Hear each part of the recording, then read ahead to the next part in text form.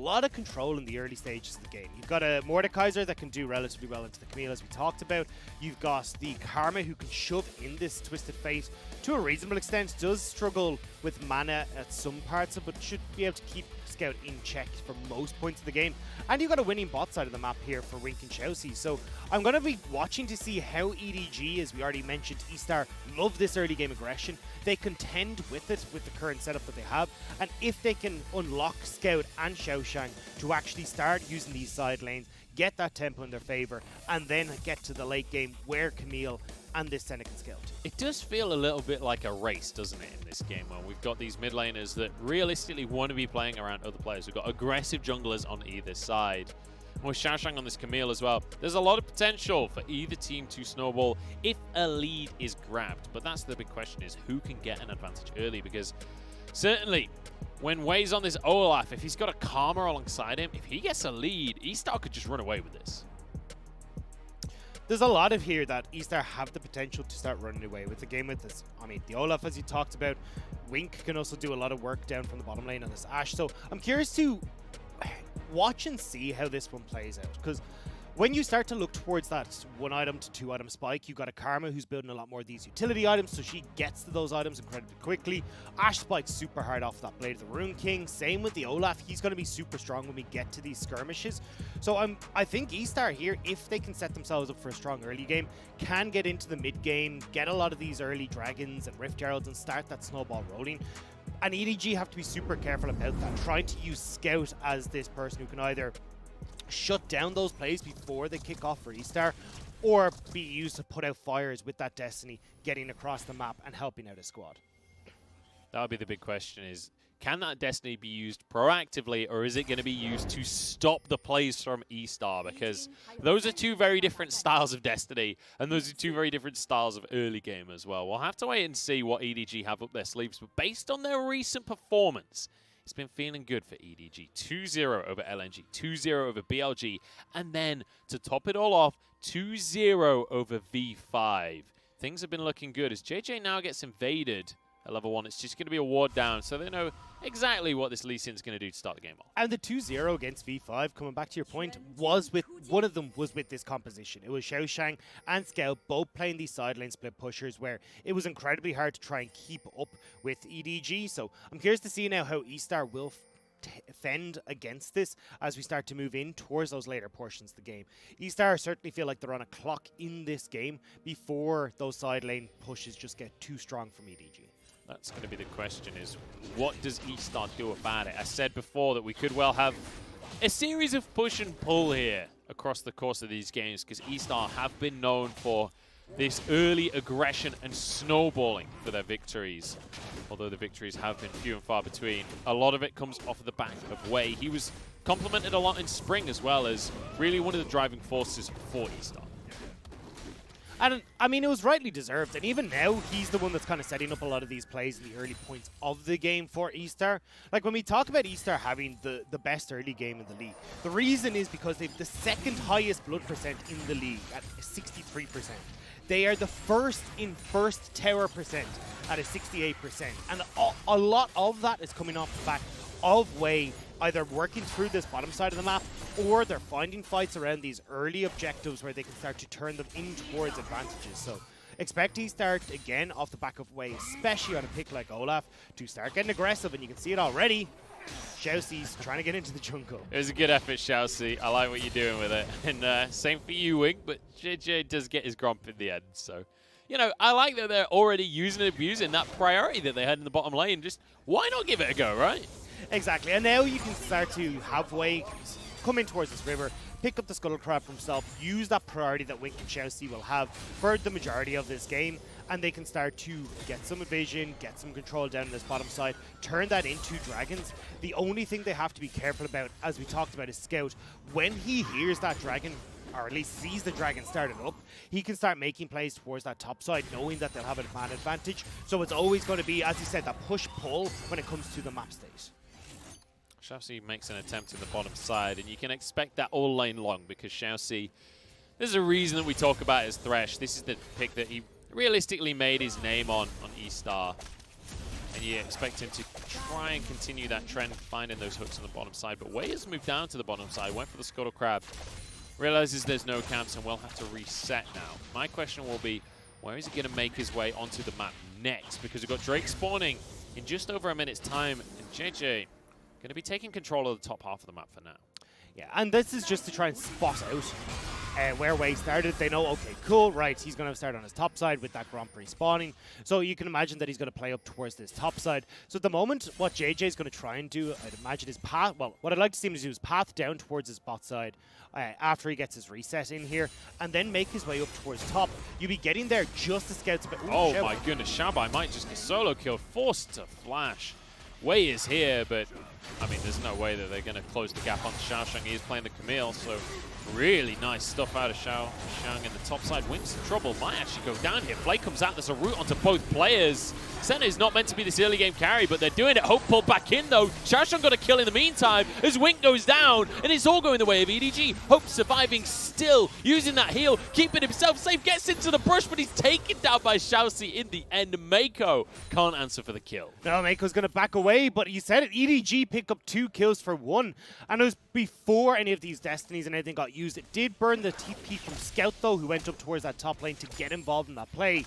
So we get a replay of it just here. Xiaobai, super low. Jiejie just came in with the gank, and you get the TP play coming in. So with Wei only being level 4, there's nowhere to run, nowhere to hide, and he ends up paying for the sins on his top lane. Beautifully done here by EDG. So all 5 members of EDG involved in those kills across the board as Xiaobai continues to get annihilated in these trades. And let's be honest, this is a Camille. What does she excel at? 1v1 trading. And this is what we said, is like Xiaobai will eventually be okay in this lane, but not now. Scout going for a flash to get this kill at the top side. Xiaoxiang now with 2 kills. As Fenfen wants to extend this trade. You can see ShiauC and Wei moving up, but they're still a little way away. It's going to be Scout with a gold card to try and stop this play, but Flash is available. It's not even going to be needed for ShiauC. Undertow goes in, but EDG get away with it. Nicely played from Scout. Stun ShiauC just as the hook shot's coming in, so there's no opportunity for the death sentence to interrupt the wall jump. So EDG kind of avoid the play. They're still going though. They look like they're opting into the play here. Hook shot to dodge away from the hook. That's going to be a stun on ShiauC. He's going to take a turret shot here. Barely gets out with his life. In the meantime, Dragon's going down. In the meantime, there are turret plates probably being taken on the bottom side as well. Xiaoxiang still surviving all of this. And EDG are going to look to try and turn that play around. Wink has no flash from that last play. Poor Wink. This is not fun for him. He's going to go down, and Jiejie gets the kill. Now the turret plates I mentioned are going to go down. This is beautifully played by EDG. So usually what we expect when you see the likes of a Twisted Fate is he's going to be relatively quiet until he hits that level 6. Then we'll start to see the map plays. Then we'll start to see him roaming. Instead, Scout is getting out onto the map way before that point. Level 4, he's up in the top lane with that TP play. He then repeats that again and gets another kill for Xiaoxiang in this top lane. And now he still has that Destiny available, with Fenfen having no way of responding because he used the teleport, even though EDG got away. Also, it feels fantastic to get some assists and kills early on when you're a Rod of Ages user. Being able to get that early, get it stacking early on feels fantastic. So now, EDG already in an amazing spot. And I said this is going to be push and pull. I said eStar should be able to start off strong and EDG will try and answer later. EDG have read everything eStar wants to do like a book, and they're the ones setting the pace now. And they can keep going with this, because you've got Xiaoxiang now firmly in control of that top lane. As we say, Xiaobai will start to get a lot stronger when he gets access to that Death Realm, and as he starts to move over to level 10, 11, 12, and then Xiaoxiang will start to come back. The issue is, though, you've now got Xiaoxiang. She completed 2 kills, but hang on in his mid lane. Flash is unavailable for Scout here. Crystalline Arrow not going to be available for Wink as he dodges the death sentence. Kicks ShiauC underneath the turret here, who takes one more shot. There's an auto in. Jiejie gets the answer as the mid laner did go down, but Wink could be in trouble himself. Dashes to a minion. It's going to be 1 for 1. Or 2 for 1. The Sonic Wave that was on... Ooh. The Sonic Wave that was on Wink actually timed out, so Jiejie couldn't get the second kill after that Crystalline Arrow stun came in, but still well played by EDG, turning around that play, because Hope is still free farming in this bottom lane. He's starting to get a bit more gold over into his hands, and you're giving up a bit of this CS and this experience now in the bottom lane as Wink and ShiauC forced the back, won't be able to collect this wave. Yeah, so CS going to be even on that bottom side, but Hope going to be able to head back to base. Might just be able to finish off that Mana Moon. So he moves actually towards the mid lane here. Xiaoxiang will continue to bully in that top side. But look at where the gold is for the side of EDG. It's all on the top half of the map right now. This is where they need to snowball. And this is what we said we wanted to see from EDG. They love this composition where they just play through Xiaoxiang and have scouts supporting Jiejie towards that top side. Xiaoxiang already has done a very strong job of punishing the early levels where Camille has an advantage against the Mordekaiser. And before Xiaobai can even get the ball rolling, we've seen Jiejie up there, we've seen Scout up there twice. It's EDG solidifying that lead for Xiaoxiang, and now that tempo that we talked about eStar maybe being able to shift into their favor when we got towards those one-item spikes. It's going to be a lot more difficult because those one-item spikes are delayed with the death of the CS differentiation in the top lane, and also the 2 kills onto Wink in that bottom lane. Phenomenal stuff from EDG, sorry, to start things off. Death Realm out of Xiaobai, though. With these isolated Qs, he will be able to easily win this 1v1 out. Hextech Ultimatum. He wants to be 1v1. He wants to be fighting you. He's okay with that one. And you see Xiaoxiang is very upset on your screen right now. He knows that when you get access to that Death Realm, things become a lot better for Xiaobai in that top lane. And he's able to finish off the 1v1 kill on that top side. But now, Wei and Fenfen still progressing in this bottom side of the map as Wink and ShiauC have shoved in. That's the thing about Camille is, like, you can do 1v1s, you can do a lot of damage, but you're fragile. You're like a melee AD carry, so when they find you in a Death Realm and get isolated, obliterates, it suddenly doesn't go so hot. You're not good at taking damage. Fenfen just going to be clearing these waves in the mid lane. Obviously, he's going to be building this supportive style of Karma as well, so anticipate things like, you can see the Athenes, he'll likely go for things like the Ardent and the Redemption as well as we move on with the game. And he's looking to try and support Wink and support Wei in the jungle. It's good to see that Wei did get himself a kill because obviously he's theoretically a portion of the damage here, but Wei actually going straight for the Cinderhawk. So I would have kind of expected a bit more of an aggressive build out of him with a Karma in the mid lane. I'd agree. I think I actually would have preferred to see him go that aggressive build, especially because when you think of Ashe, she's not the highest damage AD carry. You do have this Mordekaiser in the top lane, but he's going to be off in a split push role, trying to help out against Xiaoxiang and against Scouts, so he's not going to be involved in the fight. So having that another damage source to help facilitate with a low damage mid laner and a low damage AD carry would have worked out a lot better. You don't have to worry too much about the extra life that you'd need coming from Cinderhawk, because you've got Fenfen for shields, you got ShiauC who can help reposition you in team fights as well. You can play very aggressive as Wei in these fights thanks to the double support comp that you have. Jiejie really wanted to make that play happen topside. He's going to stick around. Dragon has been started in the meantime, or at least it was tagged by EDG. Wei going to move forward from it. But this is a massive amount of respect out of Xiaobai, but he's got to think that Jiejie is gone now. He's been here for so long. Death Realm is still on cooldown for just a second more, but the kickback, now Death Realm comes up just a second too late. And that's the thing about Lee Sins. Lee Sins have no problem sticking around that little bit extra because they know they're eventually going to fall off. They're not going to have the same impact in these games, so they need to get the ball rolling, and that's exactly what they're doing through this top lane. They're getting the Rift Tower rolling right here. As Jiejie drops that one, they're going to take the first tower of the game. They're going to get themselves a 2,000 gold lead, and they're going to look for some more as well, as Xiaoxiang accidentally takes a tower shot. With the second charge, with a Camille and a TF here, they can finish this extra tower off. This is a nice advantage for EDG. And they may, actually no, they won't be able to. I was curious to see if they stick around to try and get a third charge onto that top lane turret, but hey, they're in a fantastic spot now where they can start to shove in. Xiaoxiang trying to see. No, he won't be able to force him off. This is really, really strong stuff from EDG. Both of those split pushers that we were talking about are firmly in control. You have the tempo advantage now with that long lane in the top side of the map where you can look to now turn towards dragons, look to set up plays through that mid lane as well, look to outnumber your opponents whenever they try to defend these outer structures. Beautiful start to things from EDG. And obviously, it was eStar that grabbed the Drake while the shenanigans were going on in the top side. So they got themselves an Ocean Drake. It is going to be Cloud Soul this game, so you know, it should still be a decent amount of priority over the Drakes, but it's not going to be a soul that ends the game by itself.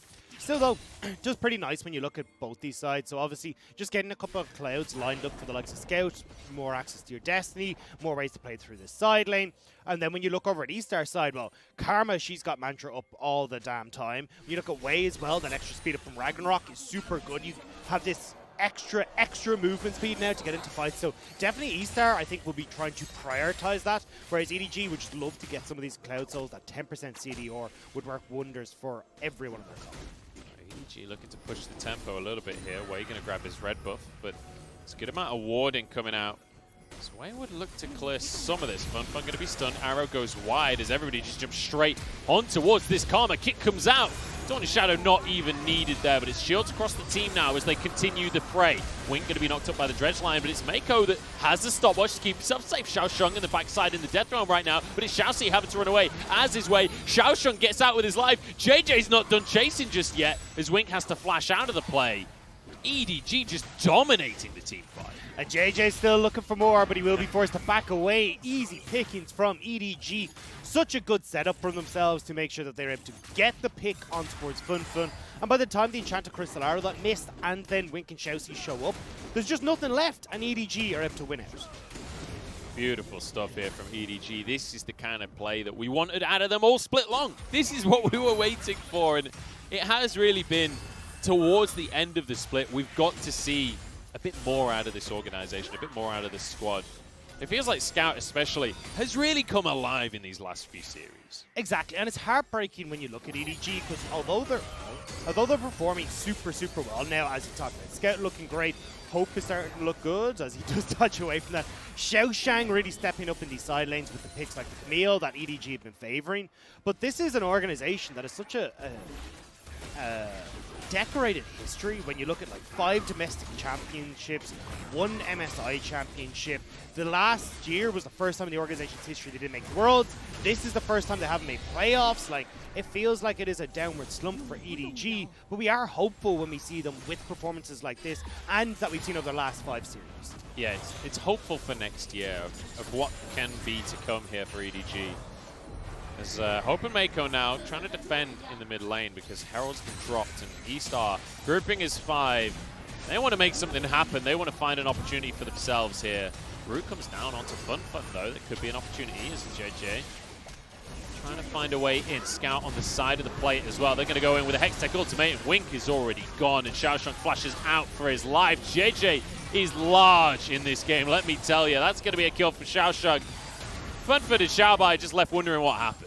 And now you've got picks across the board as EDG. You've got Scout who's moving down towards this bottom side to crack open that tower. Dragon in 45 seconds, and Hope is putting on pressure in this mid lane with Jiejie stealing away camps. EDG are looking amazing. Smart comes out from Jiejie to grab the chicken as well. 6-0-3 on this Lee Sin. I'm surprised Jiejie keeps getting this. Like we were saying, this is his 14th game on Lee Sin. His next highest is 3. That is how much priority they put on this pick because he looks so good on it. We see it here in this where you've got a great set up with the double flank from Scout and Xiaoxiang. Jiejie picks up his first kill there. He's right back into the team fight. Second kill for him on that. And from that point on, with 2 people already picked off, where do you try and run as eStar? Fenfen and Wink don't have enough damage to try and solidify the rest of this. Wei is trying his damnedest in these engages, but there's just too many moving parts for this Olaf to consistently DPS any of the cards. And now the snowball continues to roll because Dragon has spawned on the map. Dagda, it's 4-11 on the scoreboard. We're at 17 minutes in. EDG already have themselves a 5,000 gold lead. Realistically, I don't see a way eStar can actually contest this Dragon. And this is not what I expected from eStar at all, because we said, hey look, eStar have the best early game in the LPL. Those first 10 minutes from eStar are a menace, where they will consistently be diving your towers, playing aggressive in lanes, making sure they're getting every single advantage that they can work with. And a lot of that comes from Wei, who plays through both Wink and ShiauC mostly, but we've seen him teeter up towards Xiaobai on the top side of the map as well. But this game has just been EDG from the get-go, not allowing eStar any sort of presence on this map by Scout roaming early and Jiejie reading Wei brilliantly. And now the red ShiauC as well is going to be locked up, stunned up, taken down. Does have a stopwatch, and that's going to be a stun on Scout as well. So maybe ShiauC can get away. Dawning Shadow across the team here. Scout flashes and gets healed up as well. Jiejie goes back in for a kill, dashes out and gets away with daylight robbery right there. Wait falls, and now onto Fenfen, who ain't having much fun anymore, but will survive at least with his life. His EDG moved to the top side of the map here, but Xiaobai wants a little bit more action. Death's Grasp will not land. We'll find Xiaoxiang in the Death Realm at least, but dodging these obliterates. Xiaoxiang is a lot stronger than last time he went into the Death Realm. And Xiaobai realizes it. Taken down as soon as they come out. And EDG, yet another fight. And it's easy for EDG. They're just able to pick off everyone bit by bit. And you can even see it every time that these fights are closing out. Scout is roamed off into side lanes before the scrap has ended, so they're shoving in these lanes. They're the ones making sure they have that tempo advantage. So when they back, eStar are only pushing the lanes back to a neutral position rather than getting onto these turrets, and it makes it a lot easier then for EDG to again set out Xiaoxiang and Scout into these side lanes, push in aggressively, and then move into collapse and find these picks. And it feels like this is getting rougher and rougher for eStar, because there was a couple of moments here where this fight looked like it could have gone their way. Like, it looked like maybe ShiauC escapes. It looked like maybe they get the kill on Scout, but none of it worked. Exactly. EDG are just too far ahead. This is so well played by Jiejie. Just Sonic Wave straight into a boot to the face to then be able to slide on out like it was nothing. Yeah. From this point on, it's very hard for eStar because with the advantages EDG have, they take over side lanes. You have a 5, 1, and 3 Camille, Death Stance, and Triforce already completed. So she's going to be super strong. At this stage, she's getting pretty damn close to being able to dive Xiaobai once he doesn't have his Death Realm available. But it is really hard now where eStar just don't have control of the map. They can't stop EDG from pushing in. And then EDG, like we just saw, can Destiny in, TP in, make these picks happen. He's going to be too late. He's late. Well, I was excited, but it was a little bit late on pulling the trigger there. Scout didn't realize that the recall was that far being channeled, and so it means that Xiaobai gets out with his life. eStar grouping up in the mid lane, maybe looking to try and answer what Jiejie is trying to set up here, because he has complete control of this bottom side jungle. And look, now we're starting to see those dragons starting to rack up. You've got 2 minutes until that next dragon is spawned. You can easily pick that one up as EDG. And the thing here is that EDG, as they start to crack open these last few structures on the outside, can then fall back towards the Baron and take that very quickly. And Dagda, look at that graph on the left right there. That is a 2,000 gold lead individually in 3 separate lanes for EDG. That is disgusting. That is actually insane. The top side of this map entirely belongs to EDG. And that's what we expected. We said EDG from the get-go will play around this top side. I just didn't expect them to make it work as early, but it just shut down eStar from the beginning. And now, Wei... I feel like if Wei held on for just a second longer there, I think Jiejie was about to follow that cue. Maybe. Although the chickens ran into them, so he knew someone was there. Yeah. The thing here, though, is you can see the problems with eStar's composition if Wink isn't present. Because Xiaobai doesn't have guaranteed engage, Wei doesn't, Fenfen doesn't, ShiauC's very reliant on that hook. You need these enchanted crystal arrows to try and set up these fights. So if Wink is not in a position to follow up with eStar, it's very easy for EDG to play this cheeky style of moving in, trying to get a couple of camps. And think about how mobile EDG are, especially in Xiaoxiang and Jiejie, even Meiko to a certain extent with his hooks onto walls and can move around the map. So it's not like it's going to be a big issue for EDG getting caught out in these stages. And just look at the scores. I mean, we've been complimenting Scout a lot, we've been complimenting Xiaoxiang a lot, and they have played well, but Jiejie takes the cake this game. 8-0-4. He's looking absolutely immense. Wei wants himself a 1v1, but that's a Camille, so see you later. Hook shot, he's out of there. And that's what we just said, is that unless you've got Wink there or ShiauC to guarantee an engage, that's just not going to happen. So, yeah, you force Xiaoxiang back, but you've committed 2 members to do that, which means now EDG have full roam of the map, and then it looks like they're just going to turn towards that dragon. Yeah, Drake's just spawned as well, so why not have a Cloud Drake for themselves? And as you mentioned before, that ult CDR that comes from each of these Cloud Drakes is going to be very nice on this Twisted Fate. It's going to be great on Hope as well. So everything looking fine and dandy for EDG. The score is 4-14. There's a 7,000 gold lead. That's 3 Drakes to 1. It's 3 towers to 1. I'm running out of ways that I can see eStar winning. And we're only 23 minutes into the game, Dagda. Well, this might be the way. Go. They're just going to make the call, try and burst it down. I love it. You have a lot of global mobility here from EDG, which is already being used, but they may not be able to collapse on this fast enough. Well, mixed calls. eStar are going to commit to it. They're going to go back in 3,000. They might be able to get the Baron. The question is, can they get away with it afterwards? Scout taking a lot of damage as they go into the pit here. The kills are already racking up. They got themselves the Baron. How many buffs do they get away with? It looks like the answer might be 1, as Fenfen snuck away and got himself a recall. Look, it's not worth it from eStar, but it was a worthy attempt. Because at this stage, as you just said, Munch, there wasn't a lot of ways for eStars to keep this game rolling, to actually bring themselves back into it. Hang on. Monetarily, though, 1,500 gold for a Baron. If each kill in favor of EDG is only worth 20 gold, then that's actually a pretty big swing. It's basically 5 minions for a Baron. Exactly. Yeah. It's like 5 cannon minions. Oh, 4 cannon minions. They didn't even get all 5 tagged. They might. Might die. Scout also might die. But let's be honest, EDG aren't dying anytime soon this game. Scout going to survive. Flashes away from the play. Xiaoxiang's arrived, and there goes Fenfen's health bar. ShiauC now going to be stunned. The Scout can play defensive, play utility. Flash out from Meiko, and EDG, they get away with the pick. They're able to walk away. They get the kill onto Fenfen as well, so no more Baron buff for eStar. But again, look, I don't blame eStar for trying to make that play. Absolutely You not. are very much bleeding gold. This game is running away from you. A Hail Mary play like that, it nearly did work out.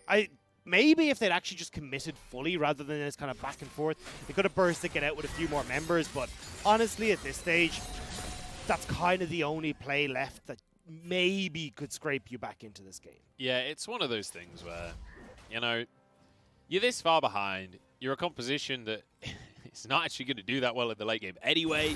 So it's like, you know what? Let's make something happen. Let's find that miracle opportunity.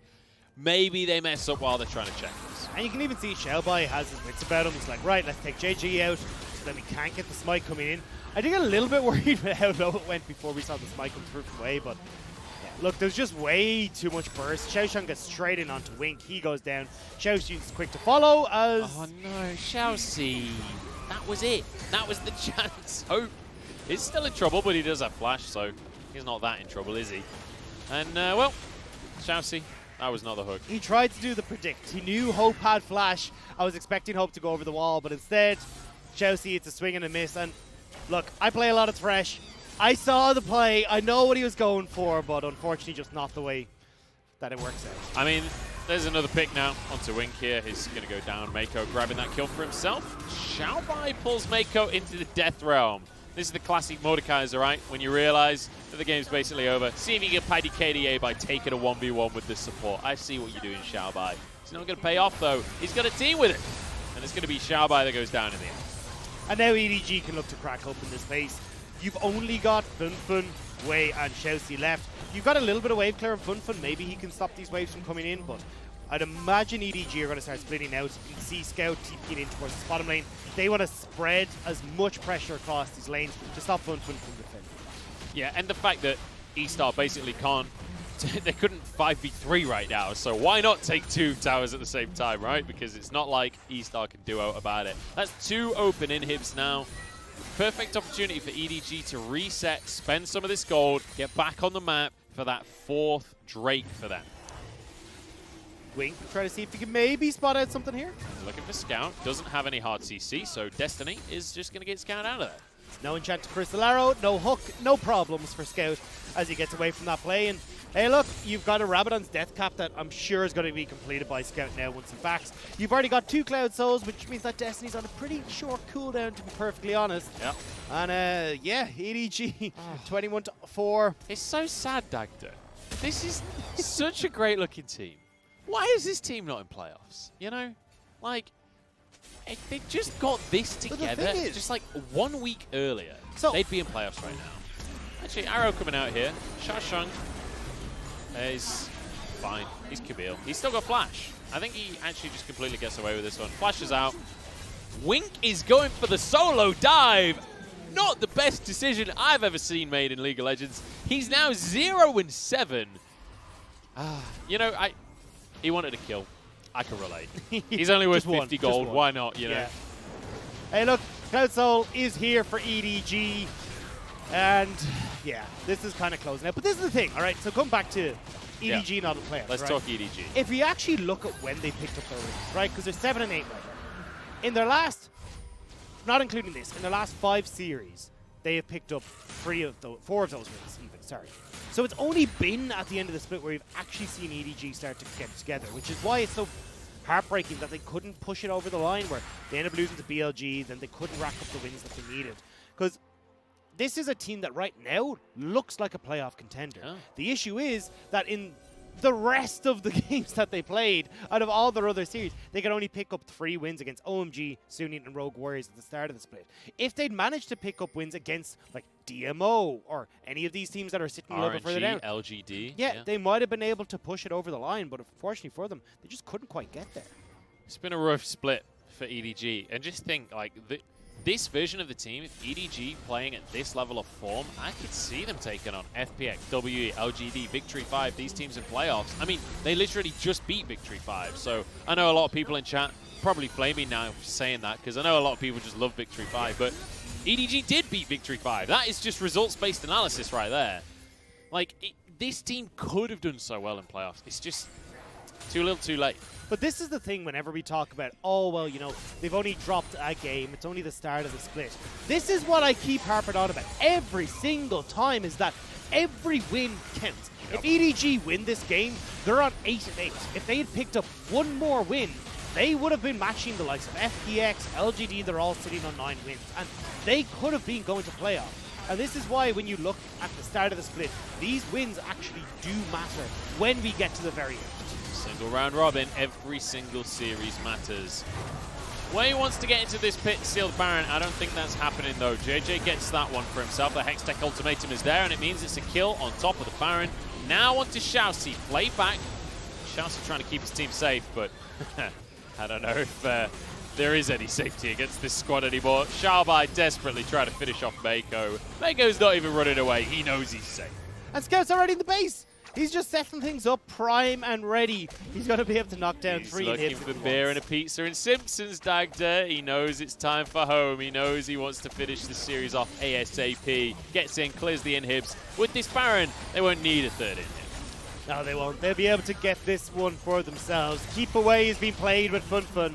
There's not much you can do about it. Easy peasy, lemon squeezy. EDG looking fantastic. 26-4 with a Cloud Soul to boot. An easy game 1 for EDG. Confident